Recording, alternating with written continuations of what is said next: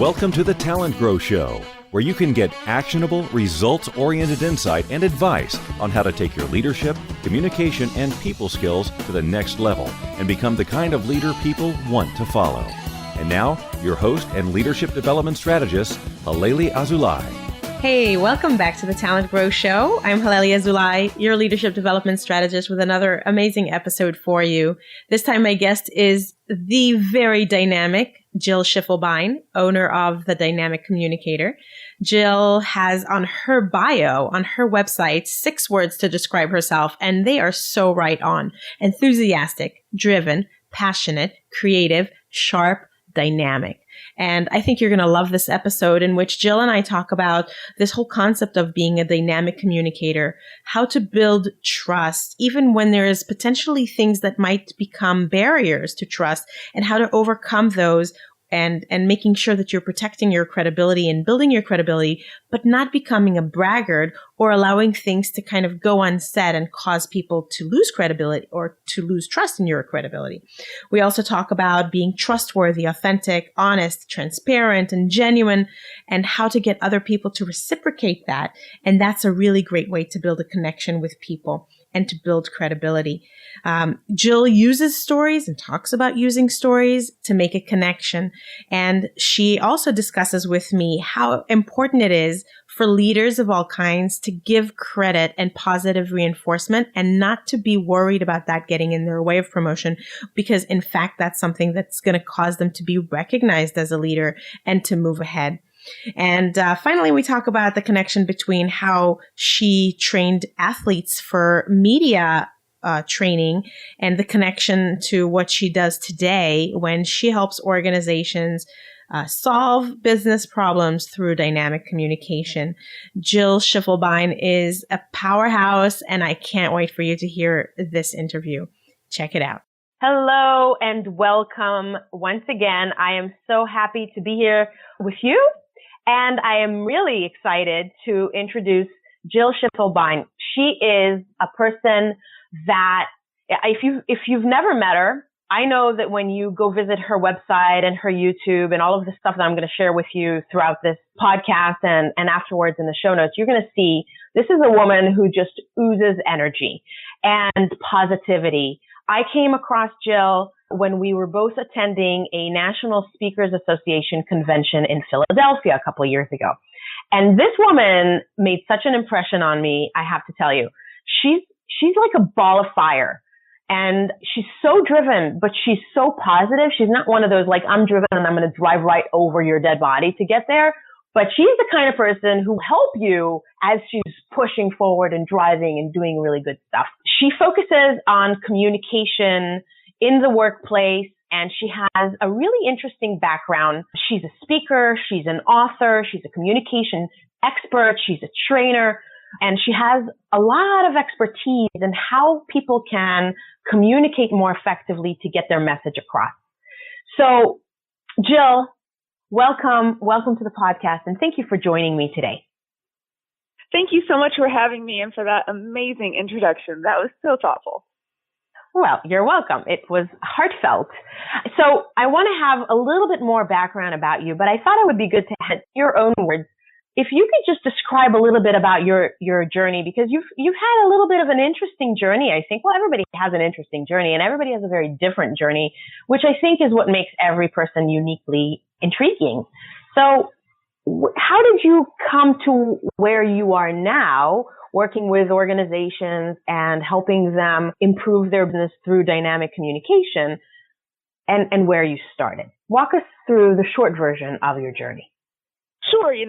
I'm a big believer in people needing to understand a lens where people are coming from too. So this is a great question. So everyone listening really understands my perspective that I'm bringing to the table.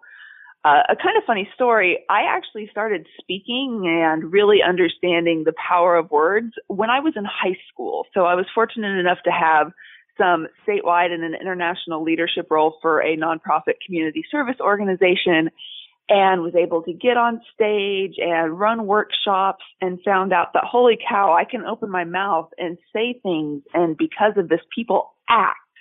And I thought it was really neat. And let me be honest, as a 17, 18-year-old, 16, 17, 18, I was intoxicated by it. I don't know many who wouldn't be. I mean, heck, I'm intoxicated by it now. Let me not lie.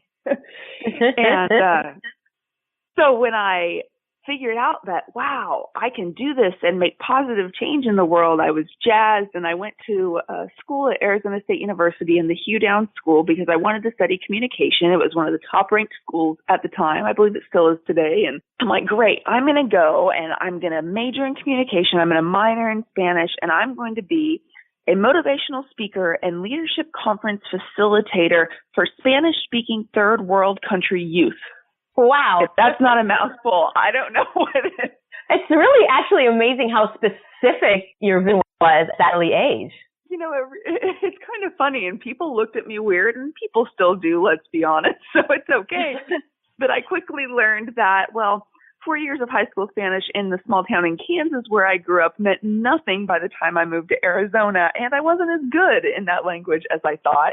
So that happened. And then I also took a business class and really got jazzed about learning about organizational psychology and theory and how management operates and how communication changes things in the workplace.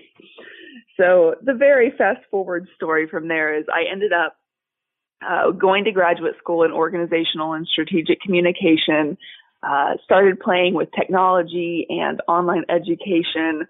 Because of my experience, started teaching at the university when I was relatively young. And I know if people are looking at my picture, they're probably wondering, she's been teaching at a university for 11 years. Yeah, I started early. I started teaching public speaking, but I've, fast forwarded through all of that, loved the teaching experience, realized that I also love the corporate experience. And so about 3.5 years ago, cut the full-time cord and started my own business. And I do communication training, keynotes, corporate consulting, and help businesses solve problems through dynamic communication. Very cool.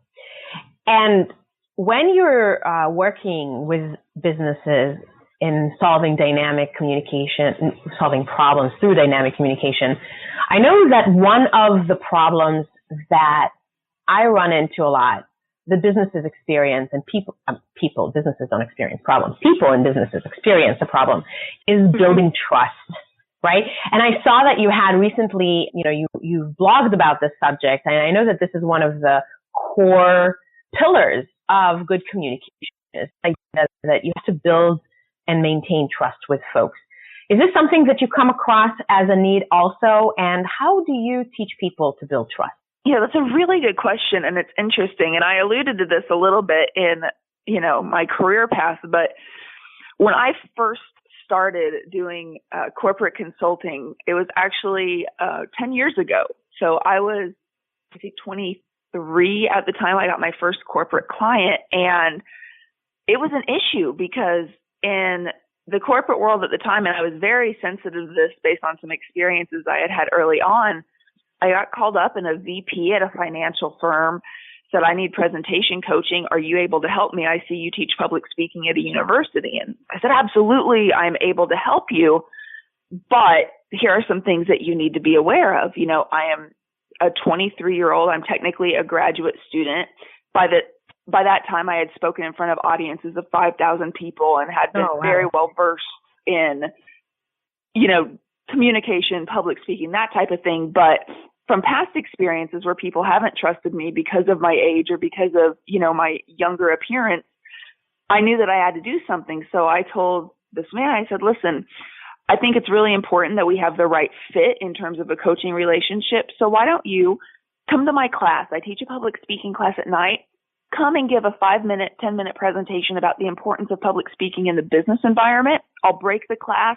I'll give you a 15-minute consultation on the spot. If you like my style, let's figure out how we work together.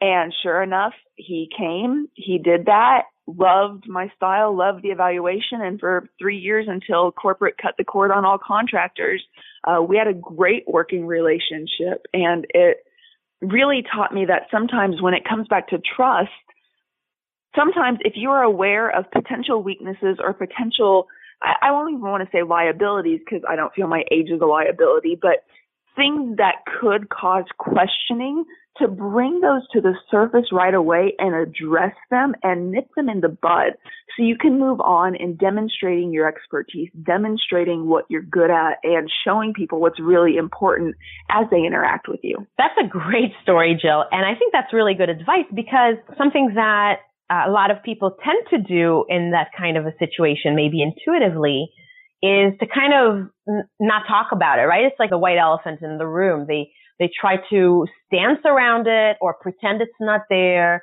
or just kind of hope for the best. And your suggestion of addressing it upfront and outwardly is a much better and much more forthright kind of approach. And it helps people just get over that hump and move forward, because you demonstrated your competence rather than talk about it, you know? So rather than giving your list of bullets of why you are an expert and he can trust you, you actually brought him to a place where he could experience it firsthand. Yeah, and it's really interesting because at the time, let me be honest, that was my first corporate client, my first request for a quote, my first everything. So if I'm completely transparent here, I have no idea where that idea just came out. And afterwards, I kind of patted myself on the back thinking, man, there's a big lesson in that. Go me. But yeah. That same philosophy moving forward, because like you said, you know, when there's an elephant in a room, people are going to be focused on it. And we all need to be aware of how we're perceived, because perception is important. Whether or not it's accurate does not matter. The fact that it exists is really important to recognize. And if you're trying to communicate, you know, and be trustworthy, it's kind of like giving your audience, whether it's an audience of one or an audience of thousands, giving them some information up front that's honest and authentic and genuine, so that then they can reciprocate by opening their minds up to listen to you in a different way. Mm-hmm. Yeah, I agree. So would you also suggest, based on what you just said, that honesty, that transparency up front, do you ever even maybe name it, like say something about, hey, you probably think I'm too young to know this, or judging by how I look, I bet you don't think that I am credible, but here's why I am, or something like this? You know, it's a really good question. And I have done that earlier on. So in my early 20s, I did do that a few times. And then I had a very, very wise person tell me, if you do that, you're selling yourself short and you're putting words in other people's heads. Mm-hmm. And I thought that was really interesting because, you know, this person, wasn't worried about me because of my age at all. In fact, I came to find out later he was worried because it was in an academic setting and I didn't have the letters PhD behind my name. That was the judgment there, which is a whole other, you know, can of worms. Yeah. But it was, you know, it was interesting to me. So I thought, okay, well, how can I let people know of my expertise if I haven't had a chance to demonstrate it yet, but don't want to go through this whole, you know, a bulleted list, as you mentioned, of accolades and whatnot. Mm-hmm. So what I started doing, and I think this is really good, and, you know, I'm going to tie back into the name of my company is the Dynamic Communicator. And people ask me, you know, Jill, what do you mean by dynamic communication? And the story I told earlier is a perfect example of it. You know, dynamic communication, when it's able to, it's proactive. I mean, sometimes it has to be responsive, but it's proactive, it's change-inducing, it's thought-provoking, it's something that moves people to action, it increases motion.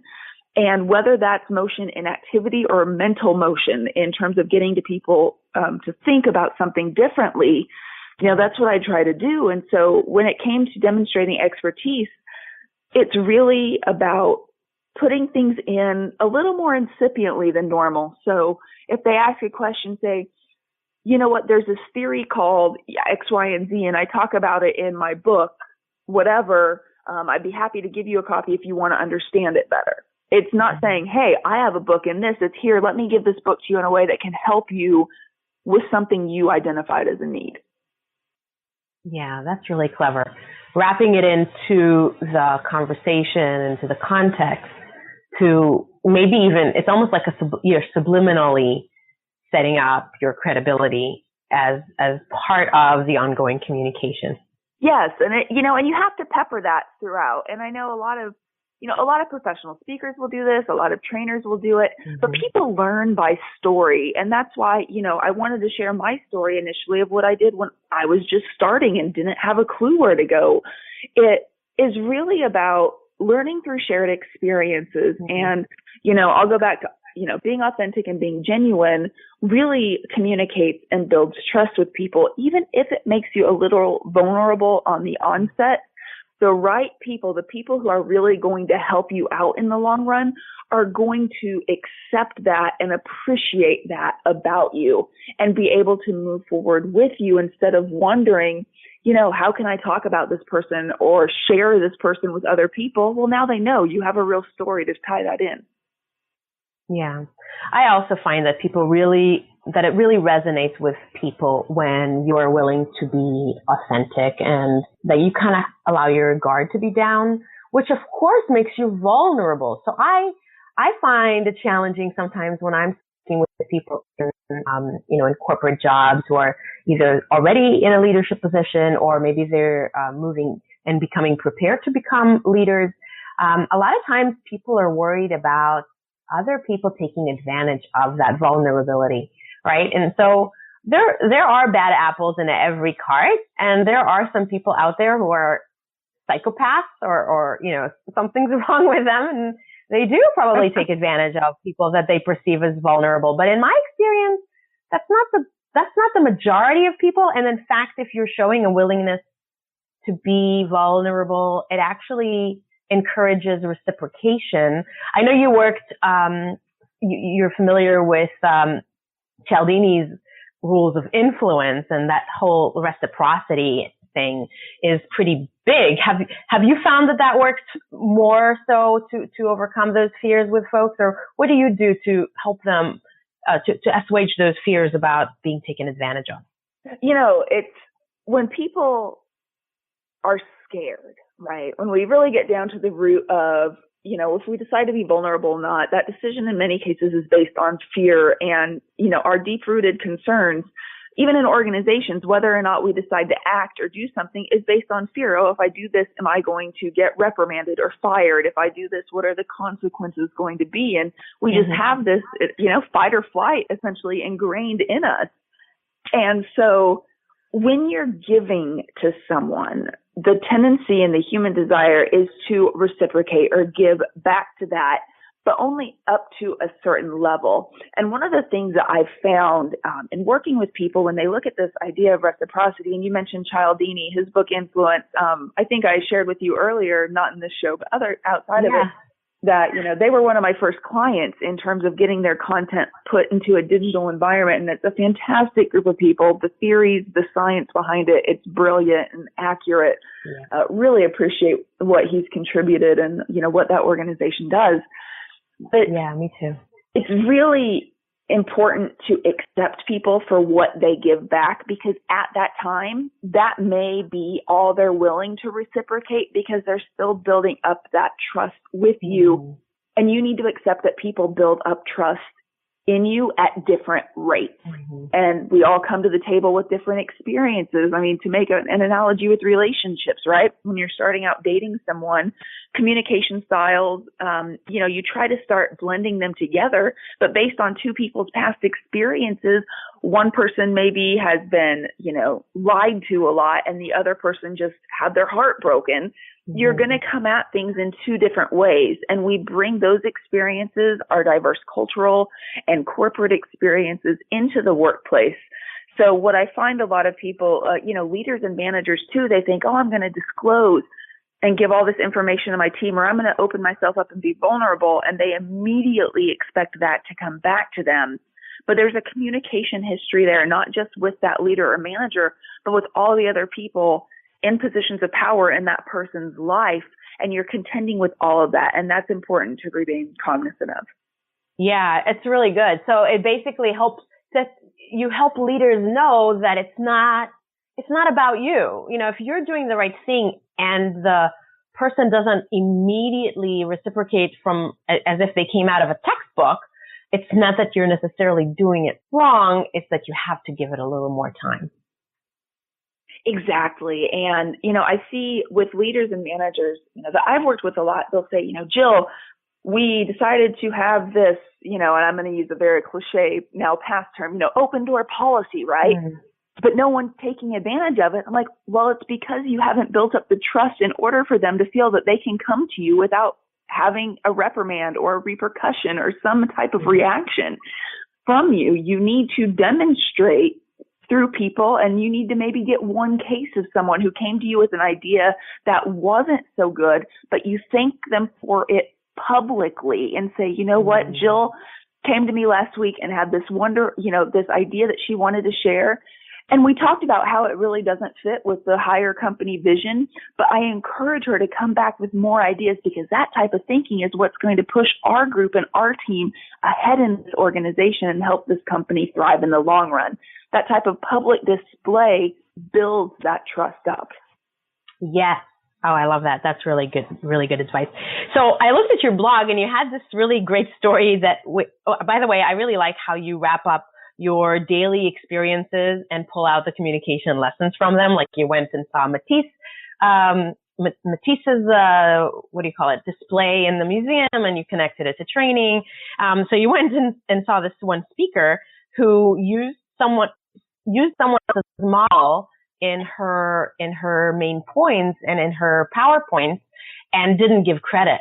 And that really broke down that person's credibility in your mind and shut you down from listening to them. And I thought that was such a good example of how we indirectly sometimes, send those messages, just like you did earlier about, well, I wrote about this in my book, I'd love to give you a copy. We indirectly send messages about being credible, and we can unintentionally sometimes send messages about lack of credibility, and we have to be careful with that. So what would be a couple of tips that you would give to someone who's maybe just in a corporate job and is trying to get ahead and to promote themselves and to create that credibility without seeming like they're, brown nosing or self accolading all the time, but to build credibility and not or to avoid breaking it? It's a really great question. And to reference this blog post, it was, a woman was giving a speech, and she started talking about a model that, originated in the late 1890s and really became popularized in the 60s, and never gave a citation and never mentioned in any way that this was not her own model. And I asked a couple people in the room, because I'm like, did I miss it? Did she give a citation? Oh, no, I assumed it was hers. Mm-hmm. It may not have been intentional on her part to take credit for that, but from my perspective, as someone who knows about the model, number one lesson is you never know who is in your audience and what experience they have. So not citing something is a definite risk. And I don't need detailed information of where this model originated. I just need, hey, there's a popular model in the persuasive messaging in advertising field that talks about. I don't need any specifics, but just in recognition that this wasn't all her idea. Mm-hmm. And to translate that into corporate environments, so many times people are so cutthroat and trying to get ahead that they don't give credit where credit is due. And they think that if I try to take all the credit for it, I'm going to be the one that's going to get promoted. Well, with the right team, the right leadership, the right company, people who give credit to other people and recognize their role in a bigger system are the ones who are going to get promoted and see long-term success. Because anyone in an organization knows, especially once you've ascended to some management or leadership role, you know that you got there not solely on your own merits, that if it weren't for people in your team supporting you, even if you did a really awesome job leading them, if they weren't there to do that work, you wouldn't have gotten to where you are. And to not give that credibility, to give that thank you, to give the public praise, like I mentioned earlier, or even recognition that, you know what, this is a fantastic idea. And without a conversation I had with Bob, I doubt this idea ever would have come to the surface. So thanks, Bob, for having that conversation with me. That type of behavior is something that a lot of people in, the cutthroat corporate environment, they fear. But really, in the long run, you are going to help yourself more by helping other people, by building people up. And then people are going to see that you're not in it all for yourself, because a lot of people will actually not get promoted if the upper management, if the C-suite sees them as being so driven that they've actually damaged things in the process. Because organizations, as I said, they don't operate in a vacuum. And if you make one team mad, that affects the entire office, productivity. Yeah. And your reputation, that's something that it takes a while to build, and it's hard to live down. So it all adds up. I know you're a busy lady, and I want to make sure that we have time for a couple of more tips before we wrap up, Jill.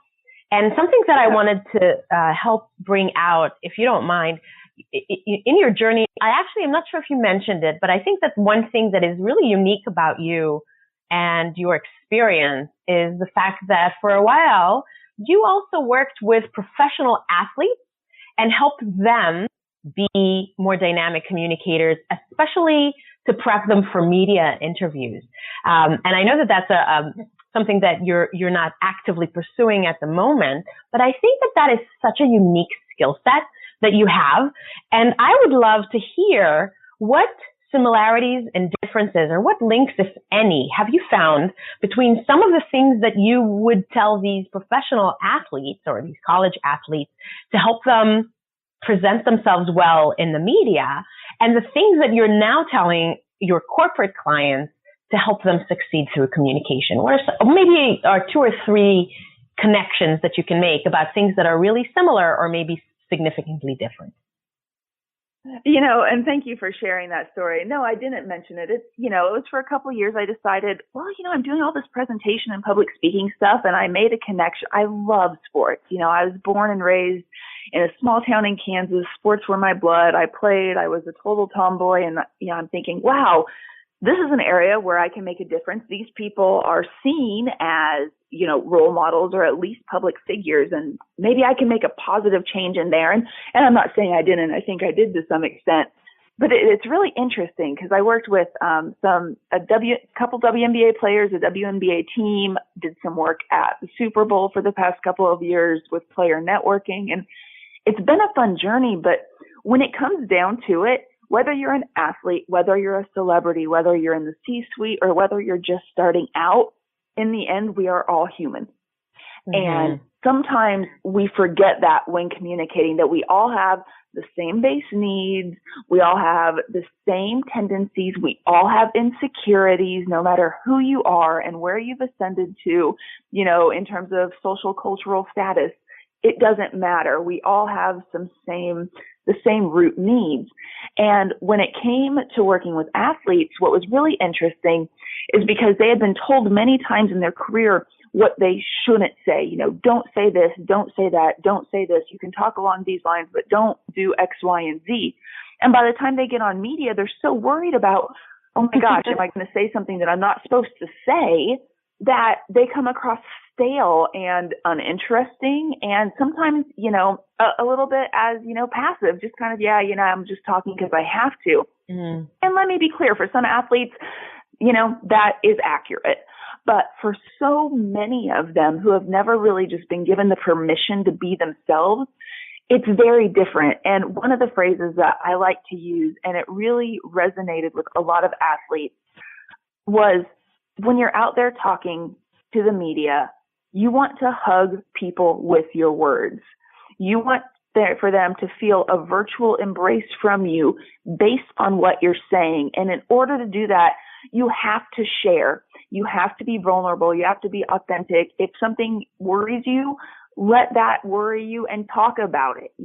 Of course, there are certain things like, I'm really worried about my team's, something inter-locker room dynamics. No, you don't want to spread dirty laundry. But if something is worrying you personally, say, what? My jump shot percentage isn't where it used to be. And I know that, and I need to work on that. Admitting that publicly, people are like, oh my gosh, my jump shot percentage or my passing percentage or my closing percentage in sales is not where it used to be either. And I need to work on that too. And that's a very simplistic example, but you want to make people feel a connection with you. And I give that same advice to leaders. If your team doesn't feel somewhat of a connection with you and feel bought into your story, to your process, to your success, they don't have that relationship, they're not going to support you. Just like when athletes get in the media and there's been a crisis, you'll have people on both sides saying, oh, he or she never should have done that. And then, oh, why is the media making a big deal? Because people have bought into that athlete, their story, and they support them, you'll see people on all sides of the equation. And as a leader in a company, you want to do the same thing so that if something happens, you don't automatically have people believing the worst. You have people who are supporting you, who are on your side, who are trying to give you the benefit of the doubt and see past information. And sometimes it may end up being in the wrong and sometimes it's ending up being in the right. But if you haven't cultivated those relationships, you're never going to have that chance in the first place.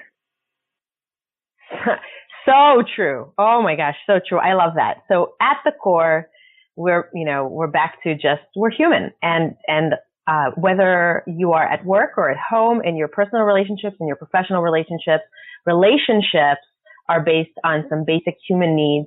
And as long as you tend to those, you're probably going to be A-okay. I love it. So, Jill, thank you so much for spending time on the podcast show today. I really, really appreciate your insights. And so I'd love for you to tell people where they can find more information about you and the Dynamic Communicator. And then I think we'll wrap things up. Thank you so much for having me. I really enjoyed the conversation. And for those of you who may want to learn more or see updates and blog posts, I'd love to have you visit my site. It is thedynamiccommunicator.com. And Beautiful. I try to post weekly. Yeah, thank you. Weekly or biweekly, just about, like you mentioned, tips that I'm observing or something that I see happen in life that really pertains to organizational experience and success. And if I may shamelessly, the Dynamic Communicator launched just this November. Before that, I was focused in, as you mentioned, more of the public speaking and the media side of it. And I still have some content out there under Impromptu Guru. And if you go to Impromptu Guru on YouTube, you'll actually get 52 free videos that are short, sweet, and to the point that help you improve your general business presentation and communication skills and give you a lot of hints for, eradicating filler words and being nervous before presentations and things like that. So for many of you who lead teams where you need to give resources for support, let me offer that.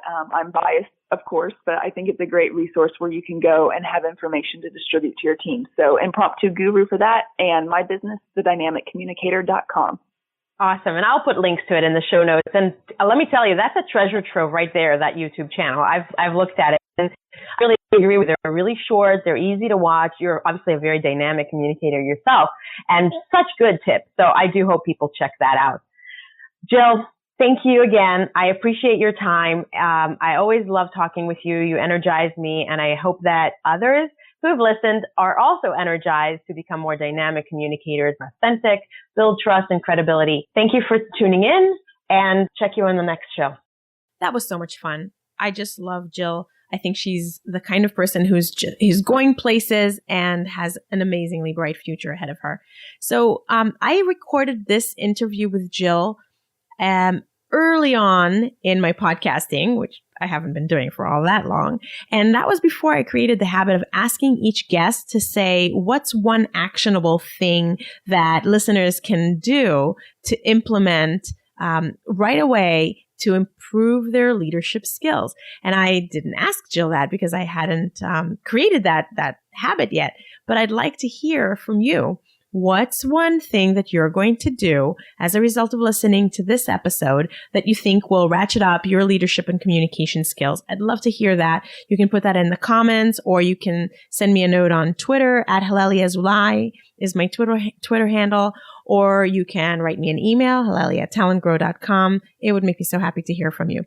Other than that, everything that we discussed, all of the links and to Jill's website and her amazing Impromptu Guru YouTube channel are all on the show notes page, which is www.talentgrow.com /podcast/episode8. And if you want to leave me a review for this podcast, not just this episode, on iTunes, I would really appreciate that. I recently created a tutorial for how to do that, very visual and easy. I think it'll take you less than 4 minutes. Please go do that today, and I would be eternally grateful to you. And I can even shout out to you on one of the next episodes as my thanks. So make today great and be a dynamic communicator. And thank you for tuning in to the Talent Grow Show. I'm Halelly Azulay, your leadership development strategist. Take care.